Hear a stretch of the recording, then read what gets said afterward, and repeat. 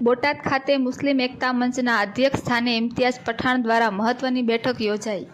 બોટાદ શહેર ખાતે હાલમાં ચાલી રહેલ સગીર વયના બાળક પર પોલીસ દ્વારા ઢોર મારવાના મુદ્દાને લઈને મુસ્લિમ એકતા મંચના કન્વીર ઇમ્તિયાઝ પઠાણ બોટાદ ખાતે પીડિત પરિવારની મુલાકાતે આવી પહોંચ્યા હતા, જેમાં મુસ્લિમ સમાજના આગેવાનો દ્વારા અંગત બેઠક યોજાઈ હતી।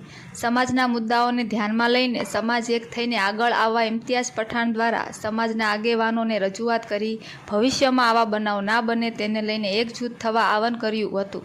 પરિવાર સાથે હર હંમેશા કોઈપણ કામકાજની જરૂરિયાત જણાય તો કોન્ટેક્ટ કરવા જણાવ્યું હતું। ત્યારબાદ ઇમ્તિયાઝ પઠાણ દ્વારા સમગ્ર વિગત મીડિયામાં જણાવેલી હતી। રિપોર્ટર જયદેવ વી મંદિર। પીડિત પરિવારના ઘરે તમે મળવા આવ્યો છો, શું કહેશો? ઇમ્તિયાઝ પઠાણ, કન્વીનર મુસ્લિમ એકતા મંચ ગુજરાત।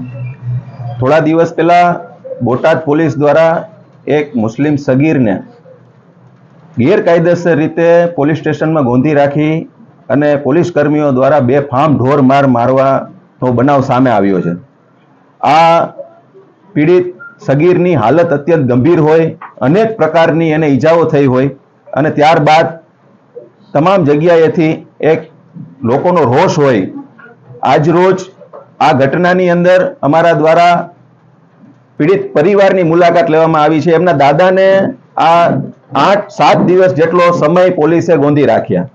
પુત્રની સામે એમના દાદાને માર મારવામાં આવ્યો, એના દાદાની સામે પુત્રને માર મારવામાં આવ્યો અને ત્યારબાદ આ પોલીસ, આ બહાદુર કહેવાતી પોલીસે એ યુવકને જંતુ કર્યું છે એવું કરી અને એને હોસ્પિટલે લઈ ગયા, પણ ડોક્ટરે એમની સારવારની બોટાદમાં ના પાડી દીધી એટલે ઝાયડસ જેવી અમદાવાદની મોંઘીદાટ હોસ્પિટલની અંદર આની સારવાર માટે લઈ ગયા।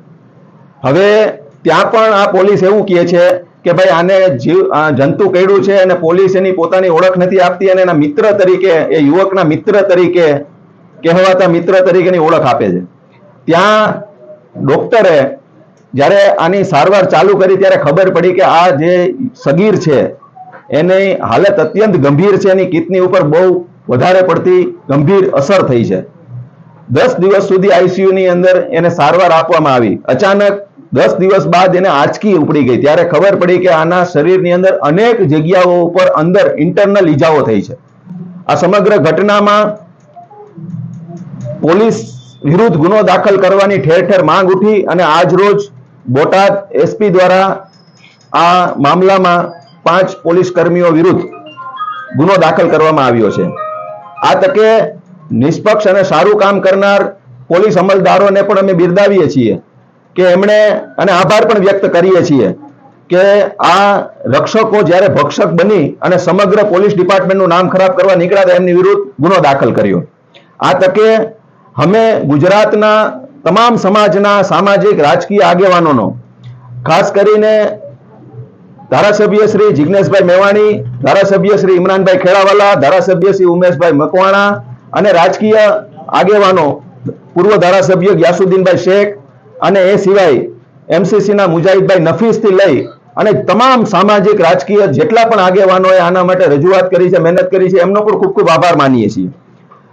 સમગ્ર ગુજરાતના મુસ્લિમ સમાજ વતી આ વાત હું કહેવા માંગુ છું કે આ પ્રકારના હરકત કરનાર કોઈ પણ પોલીસ કર્મીઓને જો કોઈ પણ પ્રકારનો એવો ફાકો હોય કે અમારું કોઈ કાંઈ બગાડી નહીં લે તો એમને હું કહેવા માંગુ છું કે આ લોકશાહી છે અને લોકશાહીની અંદર પ્રજા માલિક હોય। આ પ્રજાના પૈસાનો તમે પગાર લ્યો છો, કાલ સવારે તમે પણ રિટાયર થશો તો તમે પણ માલિક બનશો, પણ જ્યાં સુધી તમે પ્રજાના સેવક છો તો સેવક બનીને કામ કરો। સાથે તમે કોઈ પણ ગુનાની તપાસ કરો, નિષ્પક્ષપણે કરો અને રાજ્યના ગૃહમંત્રીએ તમને જે દંડો આપ્યો છે ને એને ચલાવવાની છૂટ પણ આપી છે, પણ એને તમે કોઈ નિર્દોષો ઉપર ચલાવી અને પોતાને જે સિંઘમગીરી સાબિત કરવા માંગો છો, આ કોઈ પણ સંજોગે સાખી લેવામાં આવશે નહીં। કોઈ પણ સમાજના યુવક સાથે અન્યાય થશે તો ખૂબ જવાબદારીપૂર્વક એના માટે જે લડત લડવાની થતી હશે એ લડવામાં આવશે। અને અમારી એ પણ હવે માંગ છે કે માત્ર આ પાસેરીની પૂણી સમાન જે આ એફઆઈઆર થઈ છે, ખાલી આ એફઆઈઆર પૂરતી જ વાત ન રહે, નિષ્પક્ષપણે તપાસ થાય, પડદા પાછળના સાચા ખેલાડી હોય એને પણ સામે લેવામાં આવે। કોના આદેશથી આ ઘટનાઓ ઘટવામાં આવી, કયા સુપરવિઝન અધિકારીઓએ આ સૂચના આપી હતી, કેના આદેશોથી એ અધિકારીઓએ આ યુવકોને ગોંધી રાખ્યા, નીચેના કર્મચારીઓને માત્ર ને માત્ર સંડોવી અને સંતોષ માનવા સિવાય જે આમાં સાચા મગરમચ્છો છે એના પણ નામ ઉમેરવામાં આવે, નિષ્પક્ષપણે તપાસ થાય અને દાખલા રૂપી કાર્યવાહી આ કેસની અંદર થાય તેવી પણ અમારી માંગ છે. ખાસ કરીને પરિવારજનોને તમે મળ્યા છો, એની વિશેષ વેદના વિશે તમે શું કહેશો? આજે જ્યારે હું એમને મળ્યો, છેલ્લા 10 દિવસથી આ ઘટનાની અંદર જ્યારે હું ખુદ અમદાવાદ ગયો ને ત્યારથી જે લોકોની સાથેની વાતચીત થતી હતી એના કરતા પણ આજે જ્યારે એક ઉંમર દરાજ જે ચાલી પણ ન શકે એ પ્રકારના એમના દાદીમાં એક પીડિત સગીરના અને એ દાદા જે આજે મારી બાજુમાં ઊભા છે, આ વ્યક્તિ કોઈ ચાલીને જાતું હોય, આ માણસ ચાલીને જાતું હોય તો કોઈ જવાન માણસ હોય એનો હાથ પકડીને એને રોડ પસાર કરાવે એવા વ્યક્તિને નિર્દય કહી શકાય, રાક્ષસી કહી શકાય એવા પોલીસ જવાનોએ 7 દિવસ સુધી પટ્ટા માર્યા છે. તો આ પટ્ટા તમને પ્રજાના પૈસાનો પગાર, આ પટ્ટા આવા નિર્દોષો મને મારવા માટેનો નથી મળતો. આ વ્યક્તિને જ્યારે મેં સાંભળ્યો ત્યારે એને કે મને લોકઅપમાં મારી પાસે કાંઈ નહોતું, બાકી મારે મરી જવું તો આ જોઈને મારે કરવું શું, આ પ્રકારની વેદના આ લોકોની છે. અને આજે એ વિશ્વાસ દેવડાવવા માટે અમે એમના પાસે આવ્યા છીએ કે તમારી સાથે ગુજરાતનો મુસ્લિમ સમાજ છે, 18 વરણ તમારી સાથે છે અને દરેક સમાજના લોકો તમારી સાથે છે. આ અન્યાયની સામે જે કરવાનું થતું હશે એ કરવામાં આવશે અને ખૂબ મજબૂતાઈની સાથે આ લડતને જ્યાં સુધી લઈ જવાની આવતી હશે ત્યાં સુધી લઈ જવામાં આવશે. પણ આ પ્રકારની હરકત કરનાર કોઈ પણ આ પ્રકારના જે આરોપી પોલીસ કર્મીઓ છે એને છોડવામાં નહીં આવે.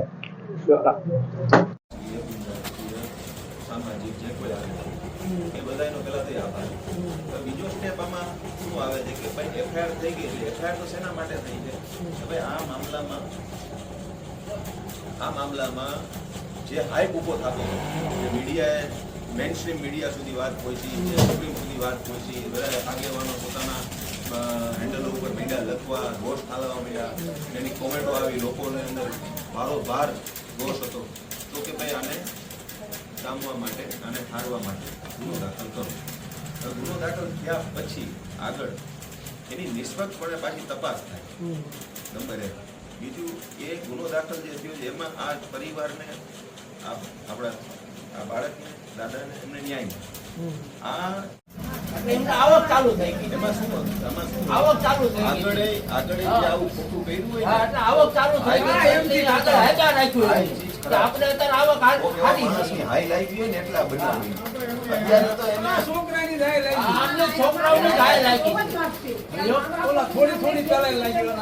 મારો છોકરો 5 દિવસ જ થયા હતા. આ બનાવ બન્યો તે પેલા જમાતથી લાવ્યો. બનાવ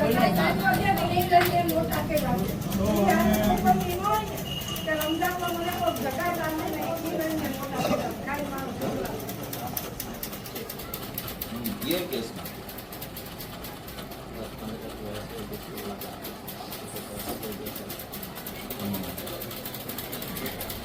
આની પાછળ જ પડી જવું પડે.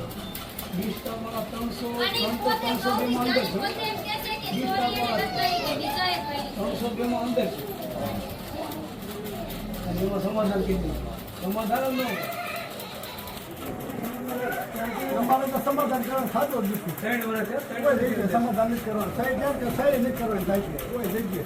મારી વાહે તો ફ્રેશ રૂપી દાળ લગી કોરાટના રિમાન્ડની મળી દાળ લગી 2 લાખ રૂપિયા ભાઈ. ખાઈશું ફોન કરજો. આટલી વિગત મને તમે સમજાય